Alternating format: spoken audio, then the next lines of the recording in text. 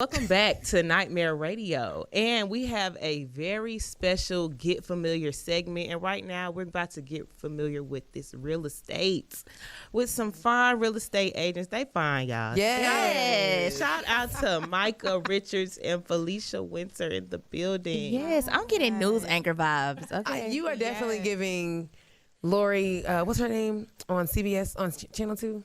She's cute. Whatever her name is, she's cute. She's cute. Yes, so thank you guys so much for coming. You know, we are giving you guys the intentional conversation and information. And if you are in our age bracket, everyone is trying to figure out, what do I have to do to be a homeowner? Yes, it's time. It's about time for us to take hold of our finances and create these legacies for our families. Absolutely, absolutely. Yes, so without further ado, let's get straight into these 50 million questions that Brittany Kristen has conjured up for you guys. Okay, I just want to know. For both of you first, tell us how you got into real estate. What interested you guys into it?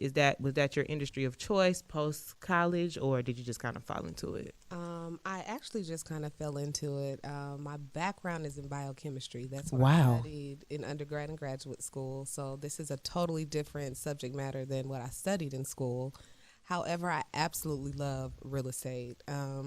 Honestly, I got into real estate watching HGTV. Me, It's interests me addicting too. AF. Your favorite show?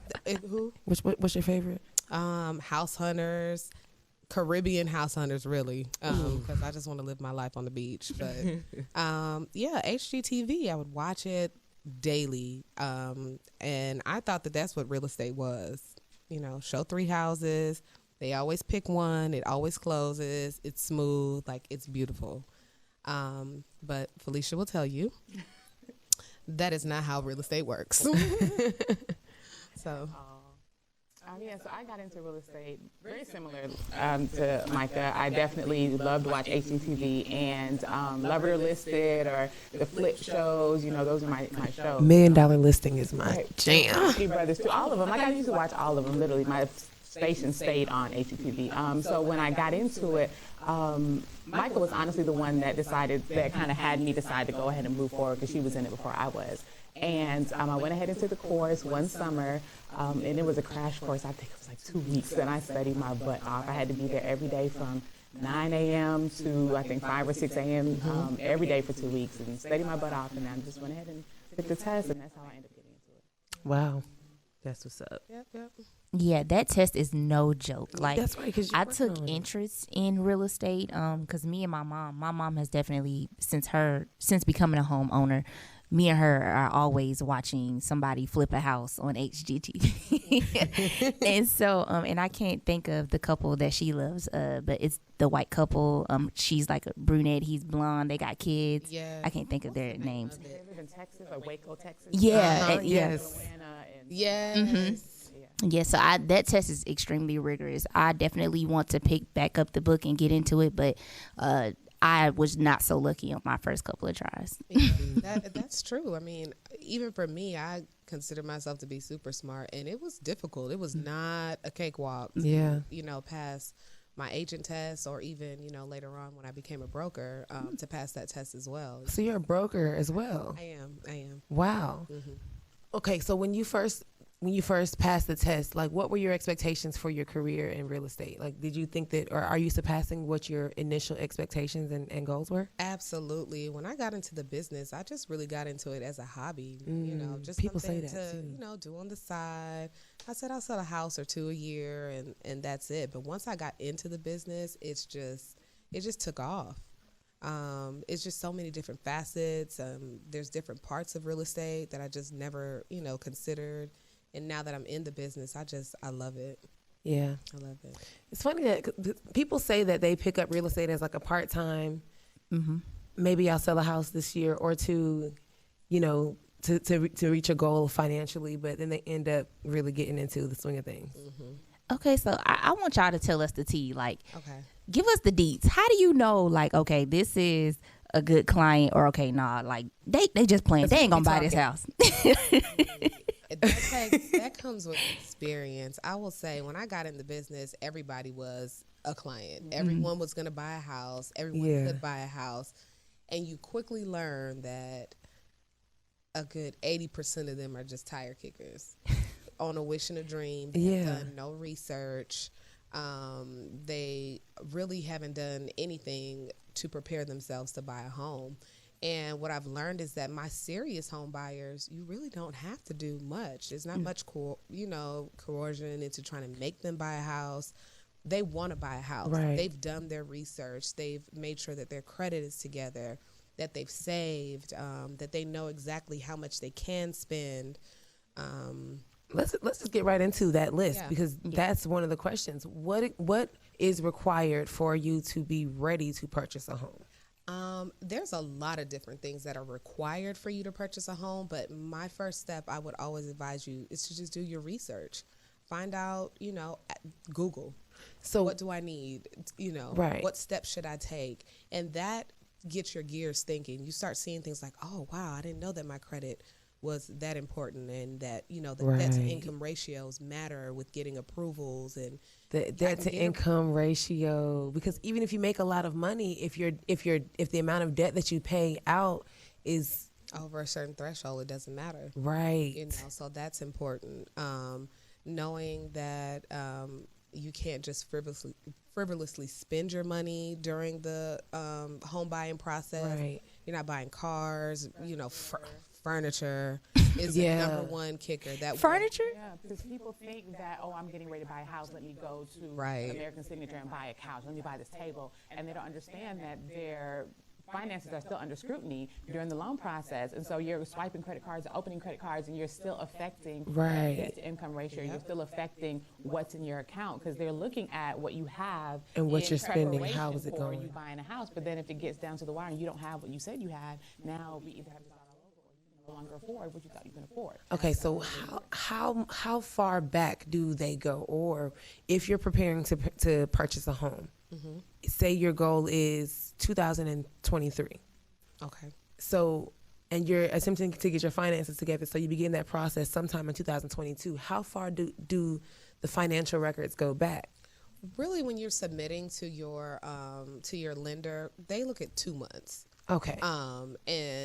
But not just 2 months of spending, but more so, 2 months of what you have in your account. But your debt to income ratios and credit and all of that stuff, of course, is not a 2 month window. Right. They're looking at your tax. Please file your taxes. File your taxes, pay your taxes. Yes. Because they're looking at your tax return. Have a job, keep your job. Because they want to make sure that you're employed. These are a lot of pitfalls that I've seen. Deals fall apart at the table on closing day because you've quit your job, because you decided you want to buy a car, just all kinds of different little things. So while you're in the process, just don't do anything at all. But in preparation, make sure that you're saving. A lot of people don't realize that you need an earnest deposit. Your earnest deposit is what really secures your contract. It's basically in good faith, like, hey, I'm Felicia, I want to buy this home. Here's $5,000 so that you know that I'm serious about buying this home. Right. Your earnest money is credited to you at closing, but it's just a good faith, to say that you're serious. This is what I want to do. And a lot of time people, they want to buy homes and they don't have any money, and that's not gonna cut it. So definitely make sure that you're saving and that you have your earnest deposit together. Your credit is good, because your credit directly correlates with your interest rate is going to be, which directly correlates with what your monthly mortgage is going to be. Right. So they all kind of work in tandem. So you got to be sure that you're cognizant of what you're doing with your finances. See, that's the key right there. That is the key. And I know a lot of people you can't, in the age of social media, you see people buy houses and have brand new cars in the driveway. So you can't do what everyone else is doing. Yeah. And on social media, it makes it seem like, oh, I bought a house like this. I don't know from experience because I ain't purchased no house. And it's been a very long process to get where I'm at right now. But I've watched my friends around me, and it's heartbreaking. It's treacherous, and it's stressful as hell. It is very stressful. It's a grueling process. Like, I'm not gonna lie, it's hard. But if you have the right people like Felicia and myself. In your corner, we're advocates of guiding you through the process and making sure that you know the do's and the don'ts, and that, you know, we're holding your hand basically to make sure that you're successful. Okay. But you have to listen to us. A lot of our clients are hard-headed. Yeah. They won't listen, and that is when you usually run into problems. But if you have an agent, and I always advise you to have an agent. There's so many people that think that, especially when you're buying, because when you're buying a home, you're not paying for the agent. That's free representation to you. The seller pays the agent. And a lot of people will go and buy a home thinking that they're going to save money, but really you're doing yourself a disservice by not having representation. It's like going to court without a lawyer. Right. Makes sense. I would want to piggyback on that too, because even in new construction, a lot of people assume because they go into the model home or the spec home and they see that there's an agent there, they assume that that agent is their agent. Oh, I don't need an agent for myself, but that agent does not represent you. They represent the builder. They represent Correct. the company. So you also need to have an agent for yourself as well to make sure that, once again, like Mykah said, that you're being guided through the process, and don't assume that they have your best interest at heart, because they're not working for you, they're working for the builder. Correct. Now, you are an agent as well. Yes. And you mentioned earlier that you're a broker. Could you explain the difference between the two and why the relationship is important? Yes, absolutely. So when you get into the business, generally you get a real estate salesperson's license. With that license, you can work under a brokerage to broker your deals. So your broker is basically, I guess in the easiest way to explain it, if you have like maybe an attending physician and then you have residents. You work under the broker. The broker is the one that reviews all your contracts, signs off, making sure that everything is correct, and the agents are really the ones that are kind of doing, you know, the work, the contract work with the clients and whatnot. Okay. That's kind of how it works. But you have to be an agent for, is it 3-5 years? Yeah. Before you can even sit for a broker's class to study for it and take the exam. Okay. And are you able to still actively sell and be a broker at the same time? Absolutely. So, yeah, I have my own brokerage and Lux Realty. And then under my brokerage, I have agents that also work for me. That's amazing. Are you hiring? Right. Absolutely. That's dope. I We are didn't know looking for that. new. Do you need a protege? Okay, because I still want to be an agent. Yes, definitely. We are definitely looking for agents. So, you know, if you want to get into the business, just let, you know, myself know, Felicia know. We're here to help. We're advocates of bringing us onto the into the business because there's just so much to know, and there's so much money in real estate. It's just it's great. It's a great field.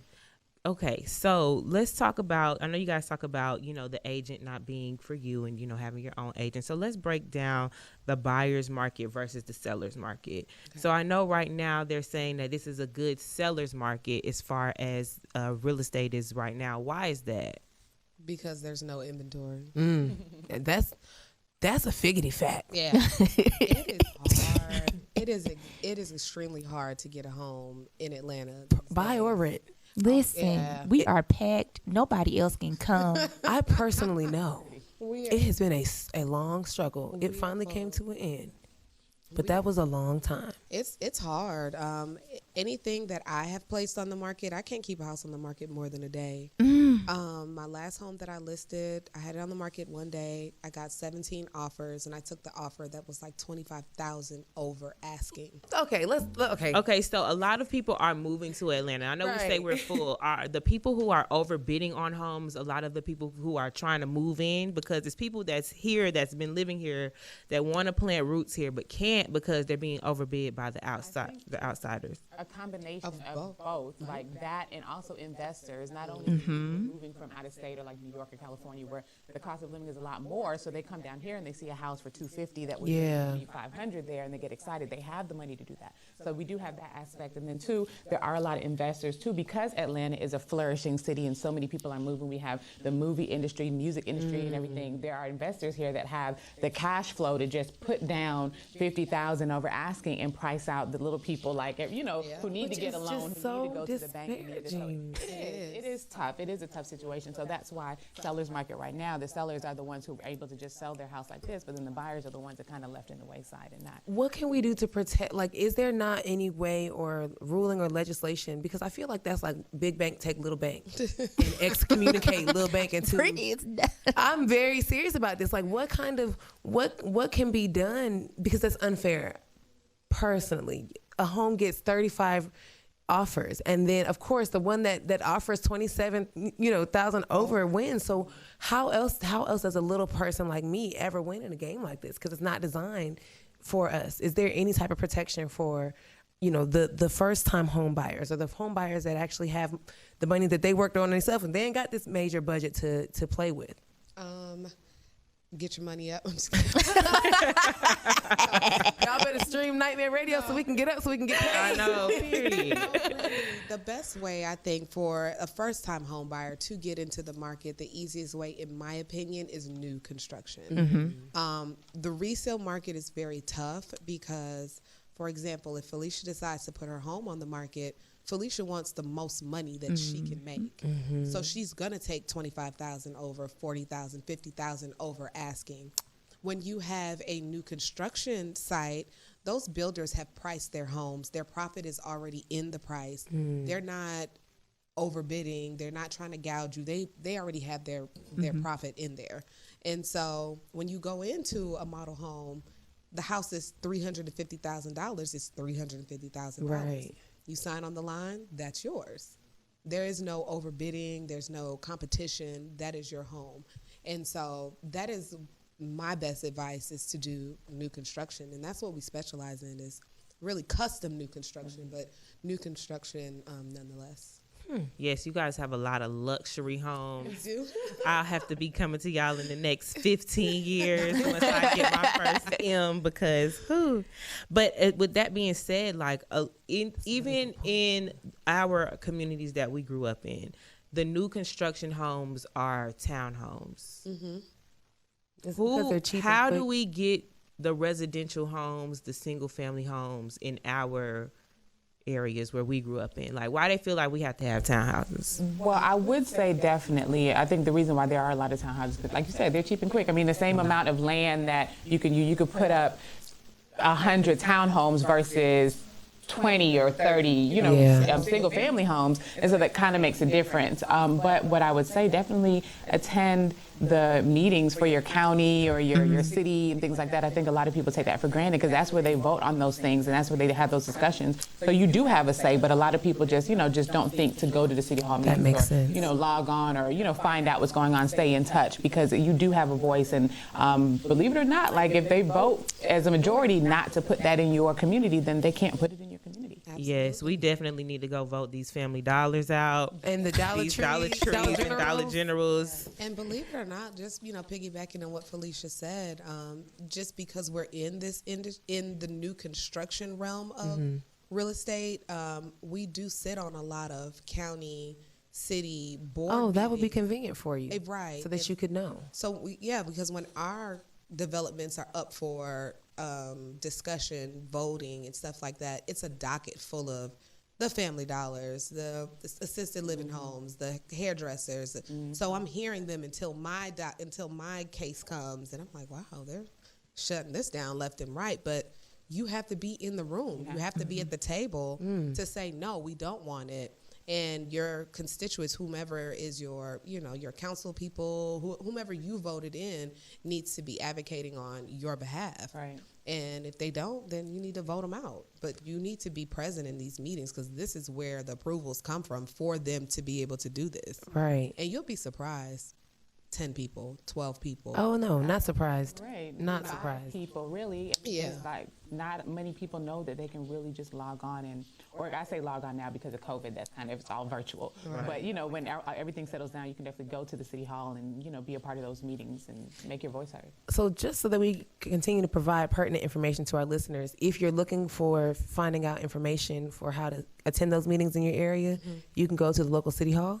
I would say on your county and your city website, and then they always have, it's by law they have to advertise it. So you'll see those zoning modifications and they'll have times, and we just drive right by them. But pay attention to those signs. I don't think we know what to look for. Zoning modification. I'm gonna make sure I. Certain zones basically meaning it can be zoned for residential, it can be zoned for commercial. So there could be a row of houses there, but then there's a sign that says zoning modification commercial. People just drive by and don't know, but then that's probably where they want to put the Dollar Tree or the not understanding what that sign is for. And they'll say when the date of the meeting is on that thing, but you just never pay attention to it. Wow, got to pay attention. Y'all are dropping real gems right now. Yes, you got to pull the big dogs. You got to pull the big dogs out. Great information. Okay, so another question for you guys. Gentrification has been something that's been, going crazy in Atlanta. Oh, yeah. Who would you say right now is behind that? Is that other races, or are there other investors who are wanting to go with like the new look of these cities from these meetings? Like where do you think that gentrification is coming from? It's coming from greed, to be honest, because a lot of these builders and construction companies, they get tax breaks from the city, from the state to gentrify the area or make it look nicer, so to speak. And they're getting a lot of money to do it, a lot of money. But it prices the little people out. The people that could afford a house in Decatur now cannot. Yeah. The city of Decatur is not the Decatur that we knew. It's definitely not the flat shows, right? None of that. I was going down Memorial Drive the other day, and I saw some townhomes, $900,000. Who is paying for that in the 30083? Right. Okay. Who? But in the grand scheme of things, you have to think about. I mean, I don't know where you guys live. I live now in Atlanta, but prior to living in Atlanta, I've lived in Decatur, but the furthest I've lived was Fayette. That commute from Fayette County to Atlanta is a nightmare. And with gentrification, we're able to it's prime real estate. You can get to the city back and forth, airport, everything very quickly. So it's lucrative for them to change these areas so that the people who went to the suburbs, they want to come back now. Yep. And they need somewhere safe that they would love to move to. So it's like a redlining 3.0. Right.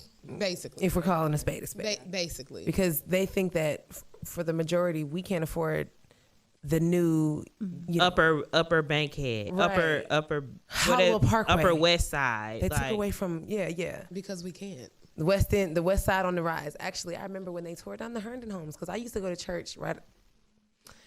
Long story short, I went to church smack dab in the middle of the hood, and now if you drive past Northside, down Northside Drive past the stadium.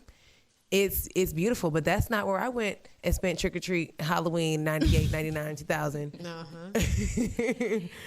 Completely different. But I just think that that's crazy, and I really just wonder, like, what can be done? Can there be things done to protect or to have the little people's best interest at heart? Can we save some space for us?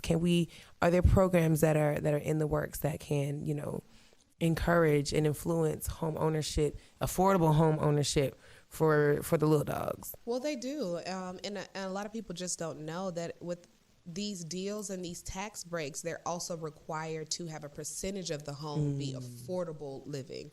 So, for example, if they have a development of, let's say, $900,000 townhomes, 5 of those have to be affordable at maybe $200,000-$300,000. Okay. These are just hypothetical numbers, but significantly cheaper than the rest of the development.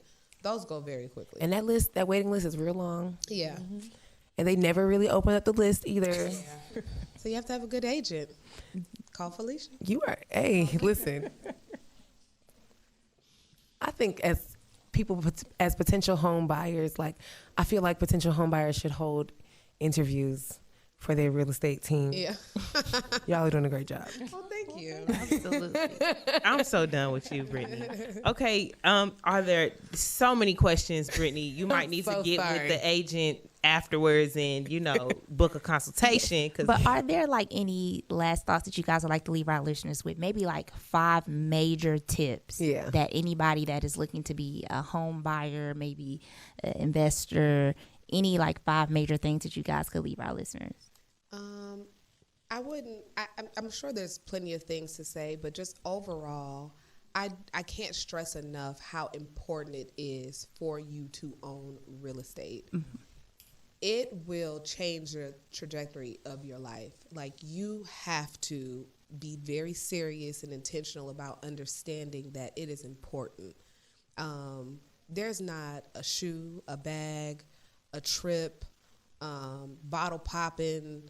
Nothing is more important than you setting aside those funds to own real estate. Yeah. And a lot of times social media does make us feel like, oh man, I can't afford this elaborate house. I can't afford this. I don't care if it's a shoebox, if it's a 2-bedroom, whatever it is, get you something. Everyone starts somewhere, and that's where a lot of us have a misconception that, oh, I can't afford this house, or, oh, this house doesn't look that nice. Ask all the people whose houses that didn't look that nice when they purchased it, and they're selling it now for $500,000, $1 million today. It's going to do nothing but appreciate and value and help set you up, set your family so that you're able to leave a legacy. So just overall, be intentional about saving some money and getting your credit together. Don't overspend, make sure that you're, saving and all of that, good stuff. So. Did you have anything? Felicia just like. Mykah definitely said everything that I was thinking, and I know this is like a last thought, but just in terms of talking about gentrification and what we need to do as a people to kind of make sure that we do have some ownership in real estate. A lot of grandmother, great grandmama, they have those houses in those areas that are the prime locations of where a lot of these people are trying to develop and I guess gentrify. But what we do need to tell them is that don't sell your house. Yeah, that part. Because a lot of these investors call you daily, I'm looking for a home. Would you be willing to take $300,000 for this home? And not knowing the true value of where you live, a lot of people basically get hoodwinked into selling their property, and then they sell it for, let's say, $300,000. But in reality, their property is worth $700,000, worth $1 million. And these people are getting over on people who don't have the education to know that my land is worth a significant amount, is more than what these investors are harassing me about. So just kind of do the research, and if you do have an older family member who does have a home that's been in your family for generations, keep it. Keep it, because it's real estate, it's land, it's something that you own. So that would be what I would add to what Mykah said. Absolutely. Awesome. Y'all just really just that was came in amazing. here and did the daggone thing. Let everyone know how they can book a consultation, become make you guys their agent, how they can get in touch with you guys. Absolutely. You can reach me at IG at Luxury Homes by Mykah. Felicia? And also on Instagram for me, FW the Realtor. FW the Realtor. Awesome. All right, ladies. Thank you guys ladies. so much for stopping in. Absolutely. We had a good time. Yes, and this segment is sponsored by Her Wine. We are on Brittany's head because Listen, the reason she why brought this empty bottle up in here. Nicole, the reason why the bottle is empty is because Mama really did need a break one night. It's been a minute since we, anyway. If you would like to purchase your bottle of Her Wines, you can purchase this this sweet red blend, Mama Needs a Break, or you can check out the rest of her selection. She's got a few Rieslings and Moscatos that fit every single occasion. Visit herwines.com There we and go. use our code Don't Sleep for 15% off of your purchase. Don't sleep. So Yes. you guys check it out. And we're going to get into this break and then we'll be right back. All righty.